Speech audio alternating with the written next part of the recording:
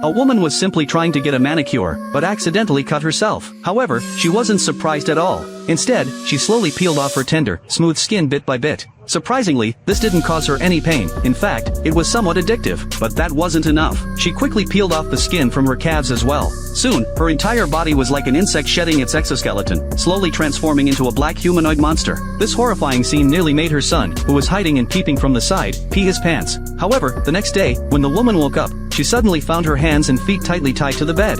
It turned out that her two sons had tied her up. To get a clear look at her true face, the younger brother not only brought a bucket of cold water but also filled it with ice cubes. He then mercilessly splashed it on the woman's face. The brothers had long suspected that their mother wasn't human. On the very first day they moved into their new home, they noticed their mother's strange appearance. Her entire body, except for her eyes, was tightly wrapped up. To avoid scaring them, the woman proactively gave them model toys and happily accepted the family portrait the younger brother had drawn. Later, when the older brother took the younger one to play in the barn, the woman pulled them out as soon as they crawled through the dog hole. She angrily warned the younger brother not to go near there and pushed him to the ground. Her cold attitude was more like a stepmother's. At night, the woman became very gentle again, watching movies with them and telling bedtime stories. Everything seemed natural, but when the brothers asked their mother to sing a familiar lullaby, she refused no matter what. It just so happened that the younger brother got up to pee. As he walked out the door, he heard the woman secretly making a phone call downstairs. She seemed to be saying that she didn't want to keep pretending anymore and didn't want to stay in this family for a moment longer. The younger brother curled back into bed and, after thinking all night, told his brother his speculation. The woman wasn't their mother, but an imposter.